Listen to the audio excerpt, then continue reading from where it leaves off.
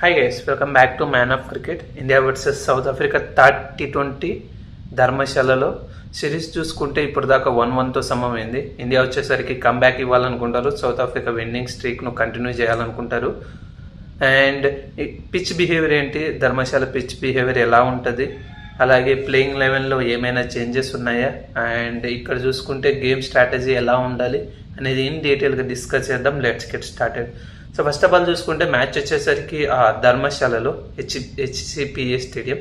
So అక్కడ వచ్చేసరికి square boundaries అనేది స్మాల్గా ఉంటాయి, అలాగే అవుట్ఫీల్డ్ వచ్చేసరికి చాలా ఫాస్ట్ ఉంటుంది. And more over like usual pace కంటే లైక్ బాల్ అనేది నార్మల్ పేస్ కంటే ఎక్కువ బౌన్స్ ఉంటుంది. అలాగే ఫస్ట్ 6 ఓవర్స్లో బాల్ అనేది ఎక్స్ప్రెస్ ఫాస్ట్లో ఉంటుంది.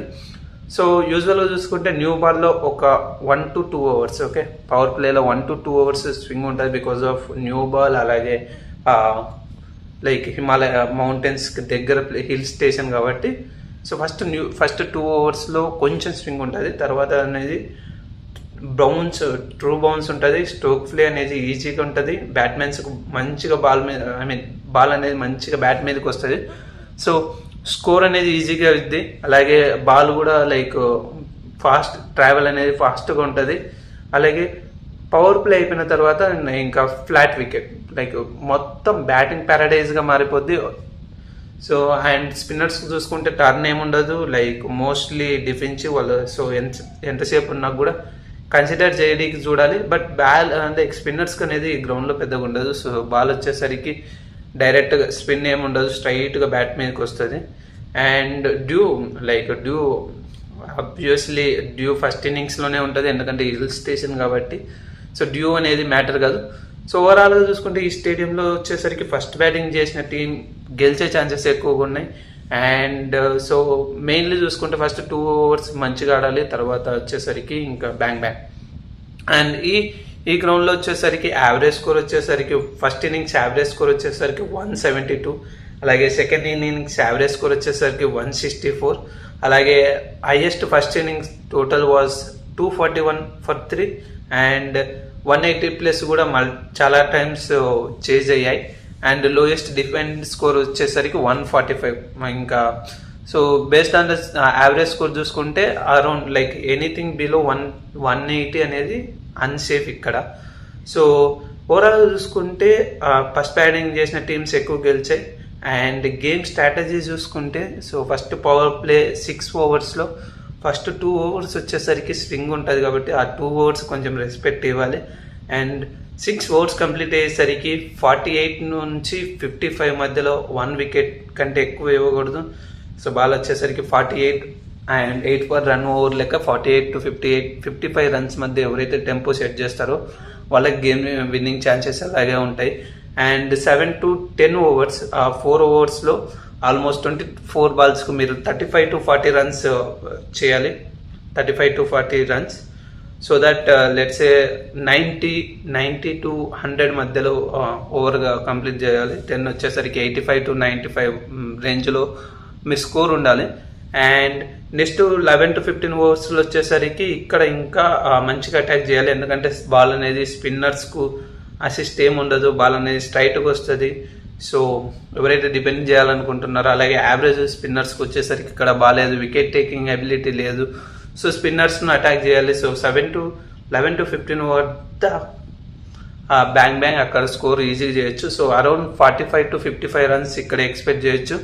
సో ఓవరాల్గా ఇక్కడ చూసుకుంటే ఆల్మోస్ట్ 15 ఓవర్స్ కంప్లీట్ అయ్యేసరికి 130 to 140 స్కోర్ మధ్యలో కన్సిడర్ చేయాలి, 130 to 140 మధ్యలో స్కోర్ చేయాలి. And best pace was like last death overs చూసుకుంటే 16 to 20. ఇక్కడ మీరు 60 నుంచి 80 మధ్య, లైక్ 60 నుంచి 80, 70+ స్కోర్ చేయాలి. సో మెయిన్ విన్నింగ్ టార్గెట్ ఏంటంటే ఫస్ట్ 6 ఓవర్స్లో ఎవరైతే అటెంప్ట్ సెట్ చేస్తారో అలాగే లాస్ట్ 6 ఓవర్స్ వచ్చేసరికి ఎవరైతే ఎవరైతే మంచిగా బౌలింగ్ ఇస్తారో, లైక్ లెట్స్ డెత్ ఓవర్లలో ఎవరు స్కోర్ తక్కువ ఇస్తారో వాళ్ళు గెలిచే ఛాన్సెస్ ఎక్కువగా ఉన్నాయి. సో ఓవరాల్ గేమ్ స్ట్రాటజీ చూసుకుంటే 6 ఓవర్స్ వచ్చేసరికి ఫస్ట్ పవర్ ప్లేలలో ఎవరైతే 48 నుంచి 55 మధ్యలో స్కోర్ చేస్తారో, అలాగే ఆ టెంపో మనం చెప్పాం కదా, తర్వాత 7 to 10 వచ్చేసరికి ఓవరాల్గా 10 ఓవర్స్కి వచ్చేసరికి 85 to 95 ఉండాలి. అలాగే 15 ఓవర్స్కి వచ్చేసరికి 130 to 140.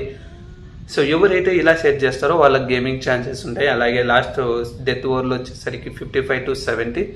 సో ప్యార్ స్కోర్ చూసుకుంటే పార్ స్కోర్ వచ్చేసరికి 185. So considering the due fact ఒక 15 to 20 పాయింట్స్ వేసుకుంటే average somewhere around 195 to 205.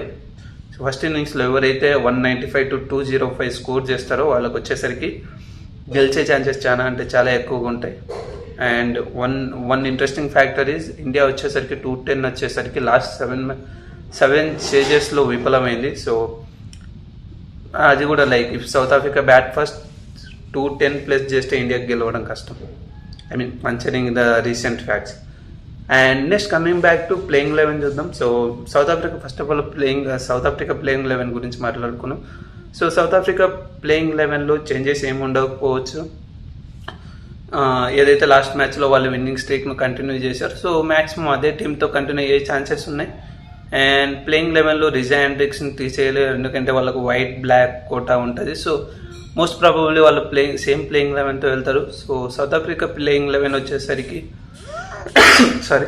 South Africa playing 11 వచ్చేసరికి Quinton de Kock at 1, Reeza Hendricks, Aiden Markram, Dewald Brevis, and at 5 Donovan Ferreira, and 6 Miller, 7 Marco Jansen, 8 Lutho Sipamla, George Linde, 9 Lutho Sipamla, 10 Baartman, and 11 Ngidi. So India playing 11 గురించి మాట్లాడుకున్నాం. So India వచ్చేసరికి playing 11లో చాలా మార్పులు ఉండకపోవచ్చు, ఎందుకంటే playing 11లో so maximum like Sanju Samson తీసుకురారు, ఎందుకంటే like Gill was the vice captain and గిల్కి ఈ మ్యాచ్ అయితే పక్కా ఛాన్స్ ఇస్తారు. So no matter whatever బయట సిచ్యువేషన్స్ ఎలా ఉన్నా గిల్ వచ్చేసరికి ఈ మ్యాచ్ ఆడతాడు. సో అలాగే శివం దుబేని కూడా మ్యాక్సిమం డ్రాప్ చేయకపోవచ్చు. సో శివం దుబేని డ్రాప్ చేసి కుల్లి పేదవని తీసుకురాకపోవచ్చు, ఎందుకంటే కన్సిడరింగ్ ద గ్రౌండ్. సో స్పిన్నర్స్కి అసిస్ట్ లేదు ఇక్కడ, సో శివం దుబేని కంటిన్యూ అవుతాడు. అండ్ వన్ థింగ్, అలాగే హర్షదీప్ మరియు హర్షదీప్ మరియు రాణా మధ్యలో వాళ్ళిద్దరి మధ్యలో కొంచెం ఉండొచ్చు. So either one of them mostly Harshdeep వచ్చేసరికి ప్లే చేయొచ్చు. సో ఇండియా ప్లేయింగ్ 11 చూసుకుంటే అభిషేక్ శర్మ అండ్ గిల్ ఓపెన్ చేస్తారు. సో 1 డౌన్లో సూర్య, నెంబర్ 4లో తిలక్, 5లో దూబే, 6లో హార్దిక్, 7 అక్షర్. ఇక్కడ this should be the follow, ఇదే ఉండాలి. 7 at Akshar, 8 Jitesh Kumar, 9 Varun Chakravarthy, 10 Harshdeep Singh, 11 Jasprit Bumrah. So batting order అనేది కూడా ఇలాగా ఉండాలి, ఎక్స్పెరిమెంట్ చేయకూడదు. So this would have follow the same batting order. And form చూసుకుంటే అక్కడ రిజా హెండ్రిక్స్ ఎలా స్ట్రగుల్ అవుతున్నాడు, రిజా హెండ్రిక్స్ ఎక్కడ లైక్ సౌత్ ఆఫ్రికా ఎలా స్ట్రగుల్ అవుతున్నాడు, ఇండియాలో వచ్చేసరికి శుభ్మాన్ గిల్ వచ్చేసరికి అలాగే స్ట్రగుల్ అవుతున్నాడు. సో క్వింటన్ డీకాక్ ఏదైతే లాస్ట్ మ్యాచ్లో అద్భుతమైన ఫామ్లో ఉన్నాడు. అభిషేక్ శర్మ నుంచి కూడా ఒక మంచి లైక్ గుడ్ ఇన్నింగ్స్ అనే డ్యూ ఉంది, బిగ్ ఇన్నింగ్స్. సో అలాగే అభిషేక్ శర్మ రీసెంట్ ఫామ్ చూసుకున్నా మంచిగా ఉంది లైక్ ఇంటర్నేషనల్ మ్యాచ్లో. సో అభిషేక్ శర్మ నుంచి క్లిక్ అవ్వాల్సి ఉంటుంది. అండ్ సూర్య వచ్చేసరికి సూర్య అండ్ అభిషేక్ శర్మ వచ్చేసరికి భయంకరమైన ఫామ్లో, I mean Surya and Shubman Gill వాళ్ళిద్దరూ చాలా అంటే చాలా లైక్ ఆల్మోస్ట్ 19 మ్యాచెస్ అయింది వాళ్ళు 50s చేయక. సో ఇద్దరు వచ్చేసరికి బ్యాట్ ఫామ్ కంటిన్యూ అయింది.